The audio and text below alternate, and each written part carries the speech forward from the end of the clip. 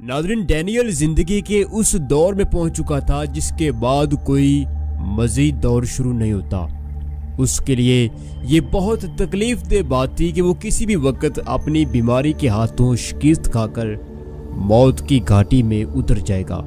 मौत के बाद क्या कोई जिंदगी है? क्या कब्रिस्तान में दफन लोग किसी और दुनिया में जिंदा होते हैं? क्या मौत उसकी सब दौलत ऐश मस्ती खत्म करके उसे किसी नए नामालूम स्टार्टअप के मोड़ पर ला खड़ा करेगी?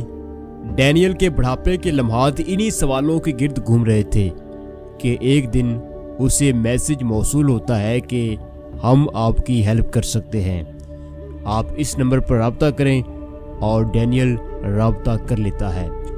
नाज़रीन, हमने अब मौत और ज़िंदगी के मामलात पर मुतअद्दिद मूवीज़ ऐसी एक्सप्लेन की हैं जिनमें इंसानों को जिंदा करते दिखाया गया है। अब हर मूवी में इसका मेथड बिल्कुल अलग होता है। आप ये बात जहन में रखिए कि हम आपको सुनाने के लिए जिस भी साइंस फिक्शन मूवी का इंतखाब करते हैं, दुनिया में कहीं ना कहीं जीनियस दिमाग उस आइडिया पर ज़रूर काम कर रहे होते हैं। मैं फिल्म के इंतखाब के बाद अमूमन वो रिसर्च पेपर्स ज़रूर देखता हूँ जिसमें फिल्म में दिखाए गए किसी भी साइंस फिक्शन आइडिया पर बहस, प्रैक्टिकल या फिर सोच विचार की गई होती है। लिहाजा इत्मीनान रखिए, कल मुमकिना तौर पर जो कुछ हो सकता है वो आज हम कहानी के जरिए आपको सुना रहे हैं। और फिल्म सेल्फलेस की कहानी इस हवाले से काफ़ी दिलचस्प है। मजीद ये कि मैंने इसकी स्टोरी से गैर ज़रूरी चीज़ें तलफ करके नई चीज़ें कुछ शामिल की हैं जो कहानी के लुत्फ़ में इजाफा करेंगी। सेल्फलेस मूवी की पूरी कहानी में क्या कुछ होता है, आइए जानते हैं। मैं हूं आपका होस्ट, आपका दोस्त इमरान अदीब, और आप देख रहे हैं अपना favourite YouTube channel expose world. और ये है हमारा गांव, और ये हमारे गांव की ऑनलाइन दुकान। इसे कहते हैं फ्रेश देसी घी, जो किसी फॉर्मी गाय भैंस के दूध से बिल्कुल भी तैयार नहीं होता, बल्कि हम गांव की आजाद और सेहत बख्श फिजा में पले बड़े जानवरों के दूध से मक्खन निकालते हैं, फिर इसका देसी घी बनाते हैं और आपके लिए alkhalis.pk पर लिस्ट कर देते हैं।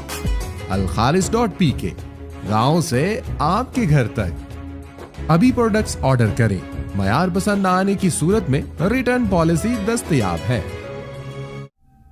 नाज़रीन, डैनियल जंगल के बीचों बीच एक पुरस्कार सी लेबोरेटरी पर पहुंचता है जहां एक प्रोफेसर दिलचस्प अंदाज में उससे मुखातिब होता है।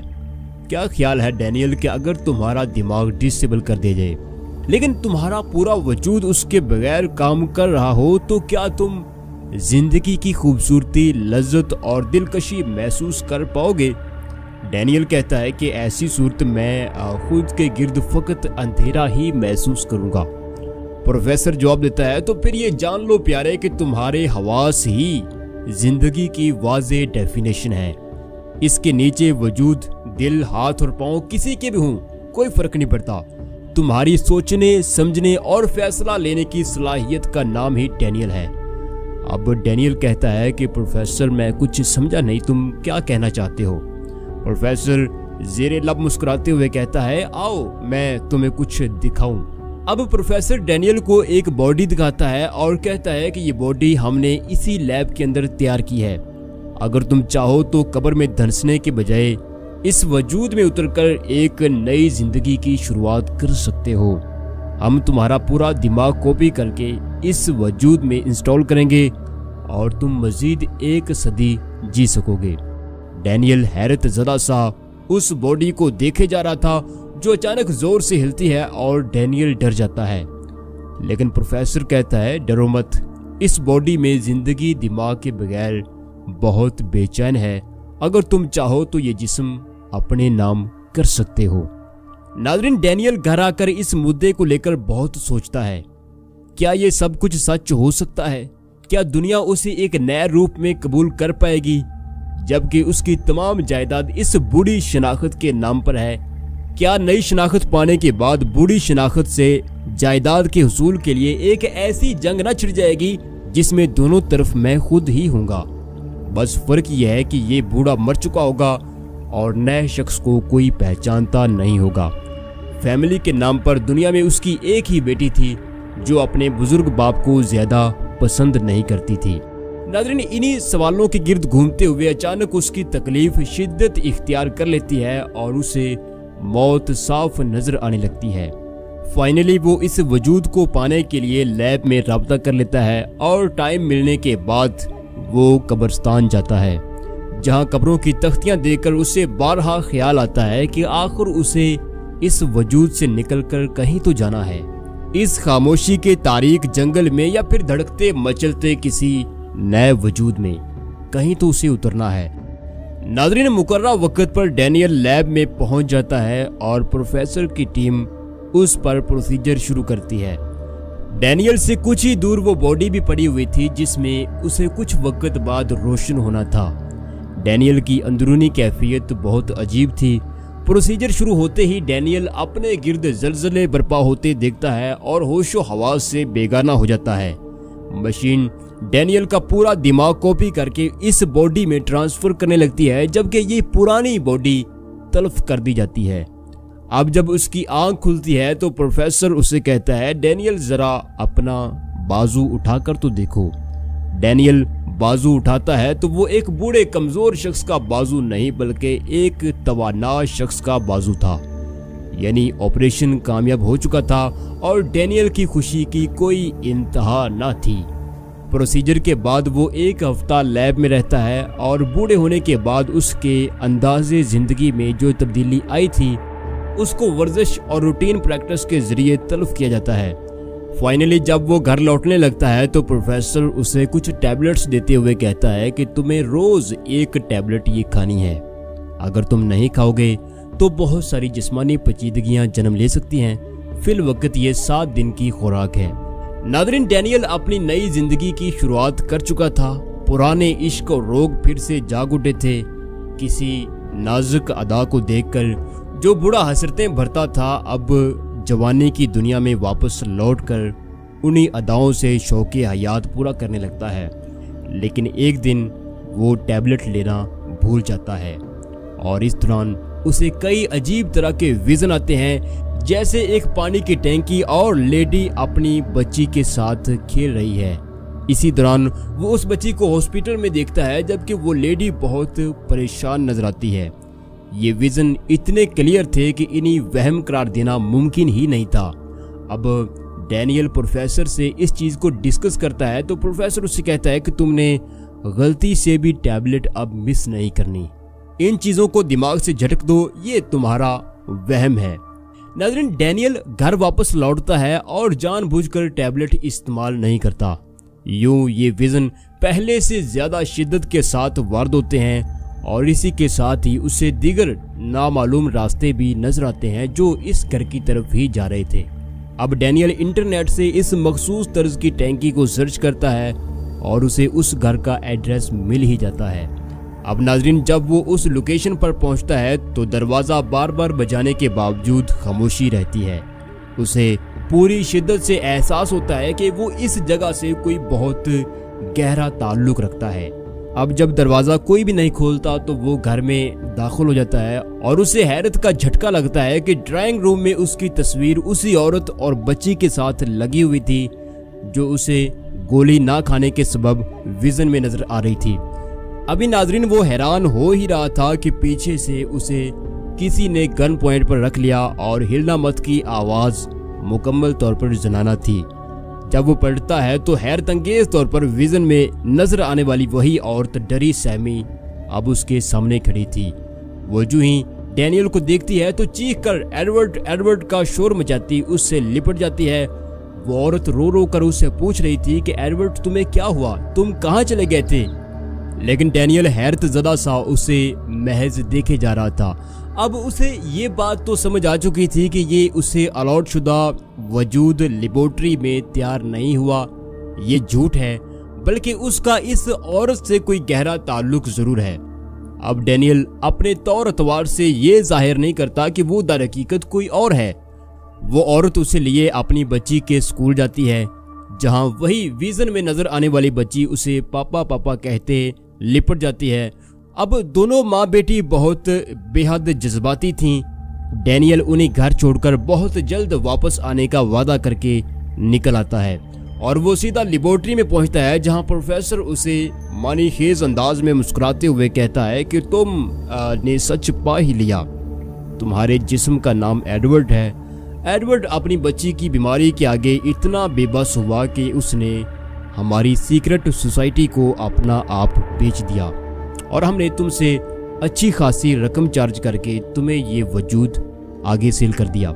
डैनियल चीख कर कहता है कि ये जुल्म है। तुम्हें अंदाजा है कि इस वजूद के बाद इसकी बीवी और बच्ची पर क्या बीती? प्रोफेसर सर्द लहजे में कहता है कि इन बातों का हमारी रिसर्च और बिजनेस से कोई ताल्लुक नहीं है।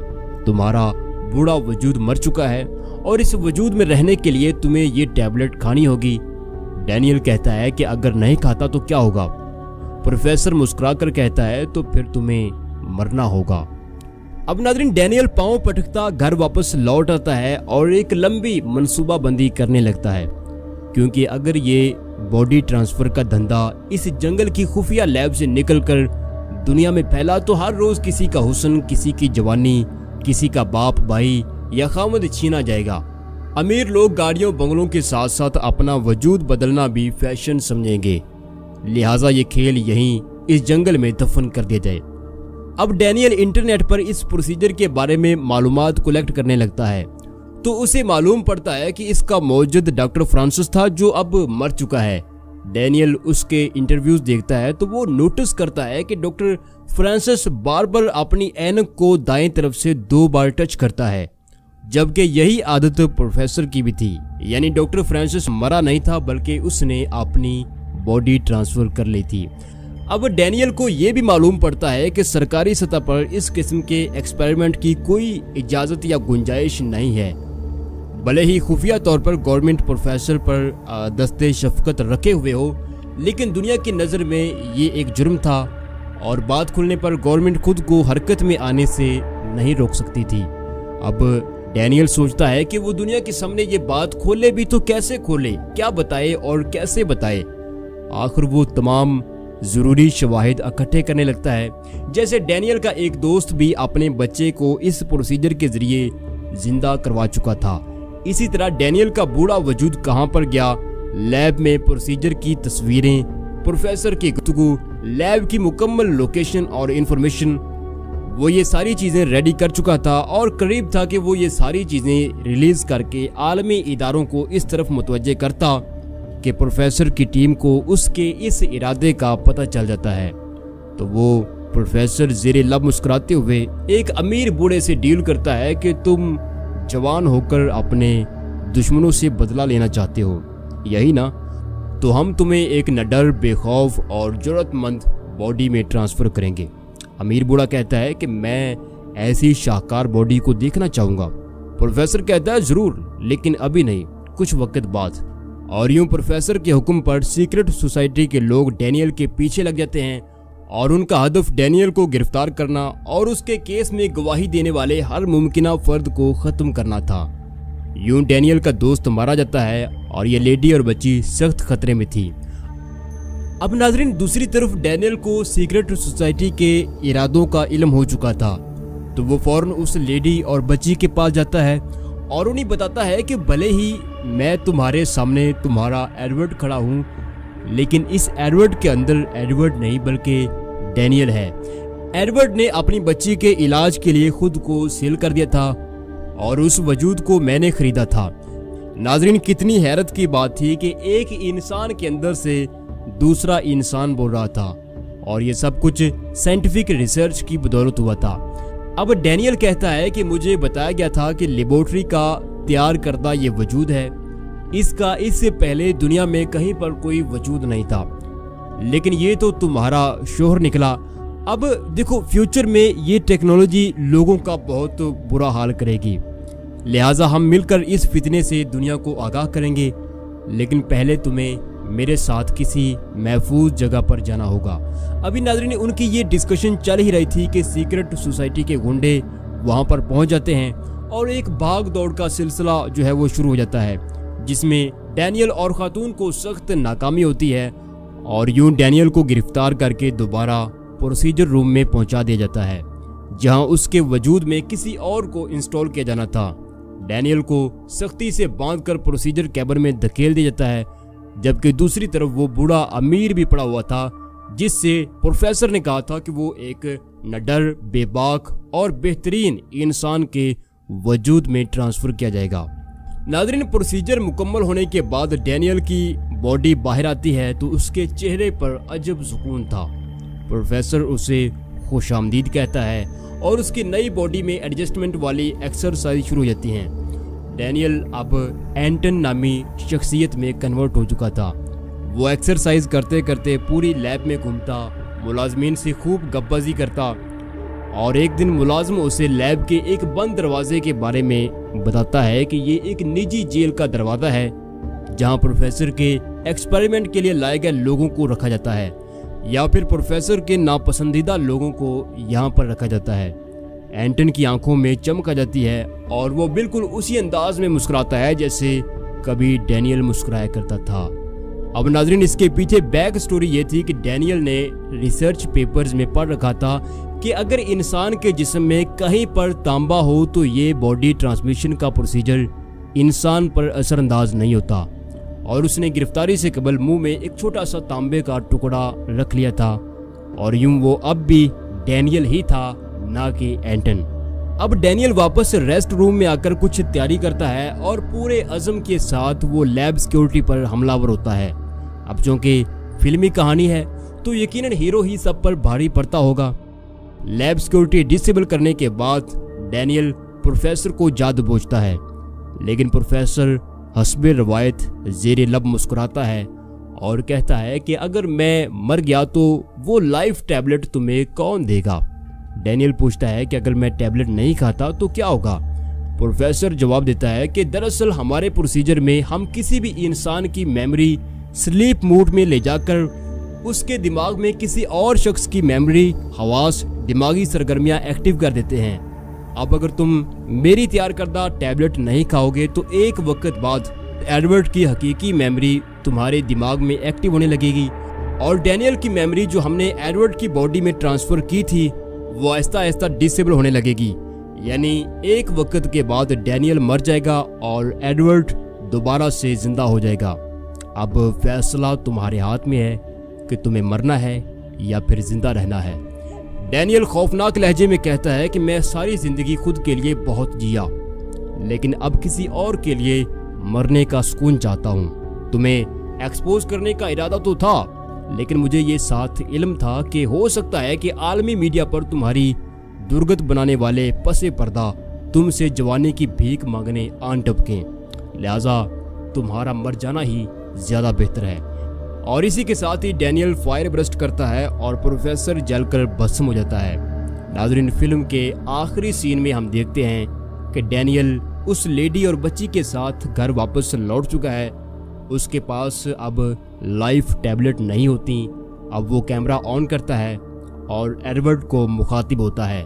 एडवर्ड, मैं तुम्हारे जिस्म से डैनियल बात कर रहा हूँ। मैं एक बहुत बूढ़ा शख्स था। जिंदगी में कोई ऐसा कारनामा भी मेरे पास नहीं था जो मौत के वक्त सुकून का सामान बनता। मुझे अपने जिस्म में जगह देने के लिए और सुकून की मौत मरने का एक मौका देने का आपका बेहद शुक्रिया।